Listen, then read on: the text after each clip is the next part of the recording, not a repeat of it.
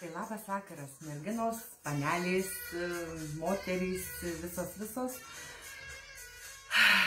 Šiandien trumpai noriu papasakoti apie universalius veido kūno pilingus. Tai būtų vynuogė, citrina, pieniškas, agurkas ir alyvuogė. Gelinės tekstūros, bebrazyviniai, nebraižo mūsų odos, 100% pašalina nuo veido pleiskanotumą, atšarpatojusią odą. Žodžiu, naudingas. Šiandien aš pienišką parodysiu. Taip ant rankų. Nuėmus negyvą odą nuo mūsų rankų, veido, alkūnių. Po to tepant kažkokį tai kremuką. Kremai labiau pasisavina, nes nuimta ta suragėjusi nešvari tokia oda. Tai negali kremas įsiskverbti gerai mūsų odą. Tai parodysiu.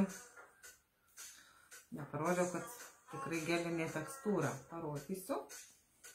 Žiūrėkit, kokios mano rankos. Matot gumuliukų kiek? Va, tai mūsų negyva oda, kurią mes turime pašalinti nuo veido, nuo rankų. Rankų kremai taip pat labai jau rankos, kokios smagios būna, veidukas švelnus. Va, parodysiu, kad gelinė tekstūra, kad nėra jokių, nežinau ar matot. Vat. Ir čia dabar prisitepsiu, išsivalysiu. Odą nunersiu.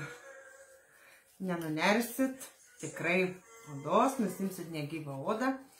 Pasisavins jūsų kremukai ant veido rankų, ant alkūnių, kur mūsų sausa oda.